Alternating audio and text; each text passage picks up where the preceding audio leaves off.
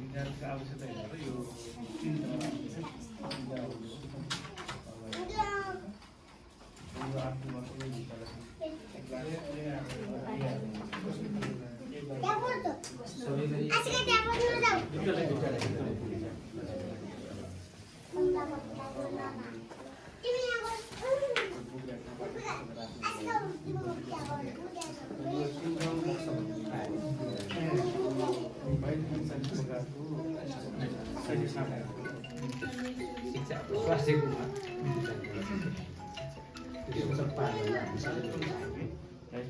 अब यो बच्चालाई चाहिँ यो प्लस हैन, जस्तै अब यो अङ्क प्रयोग गरेर के सामान्य अङ्क प्रयोग गरेर गुणन गर्न पनि सिकाउने, घटाउ गर्न पनि सिकाउने, जोड गर्न पनि सिकाउँछ। अब यसमै छ अब सङ्केतको कुराहरू।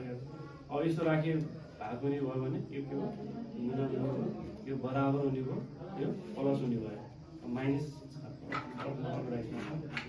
यसरी प्रयोग गर्ने। अब विद्यार्थीलाई सबै अङ्कको धारमा चिनाउने म्याथमेटिक्समा, र सँगसँगै कलर पनि चिनाउँदाखेरि सहज हुन्छ भन्ने चाहिँ हो। यो यसरी योमा हामीले बसन्त न्याउला र हाम्रो सङ्गम भाइले पनि, हाम्रो सङ्गमसरलाई पनि शैक्षिक सामग्री प्रयोग तथा व्यवस्थापन सम्बन्धी उहाँलाई पनि राखेका छौँ तालिममा। र विशेष गरी हाम्रो ज्योति म्याम सक्दै हुनुभएको छ। अझै भन्न गर्दाखेरि पालिकाबाट 10 दिने बाल विकास है, 10 दिने राम्रो तालिम पनि पालिकाले आयोजना गरेको ज्योति म्याम भन्नुभएको त्यति बेला। अब थप हाम्रो सानो छ, त्यस पछाडि अझै थप छ। र मतलब त्यहाँको चित्र होइन, अनारको चित्र खोज्नलाई हामीले यहाँ फिस दिने र बच्चाले अनार भन्ने शब्द पुरा जान्यो भने उसको चित्र के छ त, चित्र मिलाउने है, शब्दपत्ति र चित्रपत्तिसँग मिलाउने भन्ने चाहिँ यो पत्तिहरू पनि काम भइरहेको छ। किनभने चाहिँ त्यो विधि सिकाइ र खोजी प्रतिभा भन्ने चाहिँ सहजता गर्छ भन्ने चाहिँ यो छ।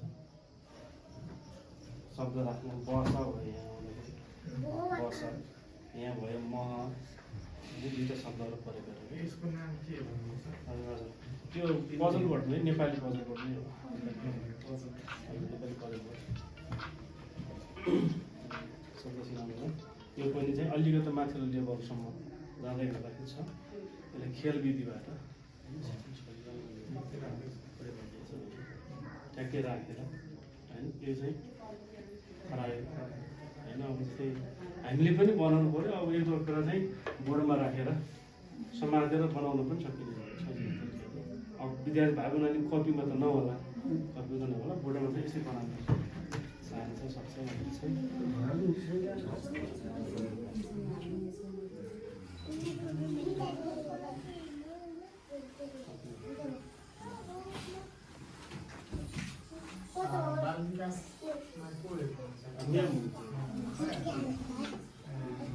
अनि पाठ्यक्रम अनुसार चाहिँ घन्टाको दैनिक 1 घन्टा मनोरञ्जन हुनेछ। त्यो बेला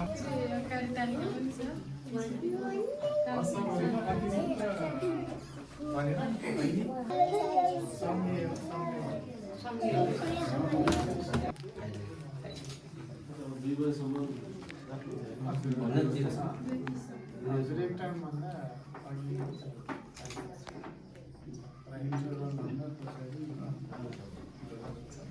ठिकै छ, बानी पढ्दै जान्छ, ठिकै हुन्छ। भोकमा चाहिँ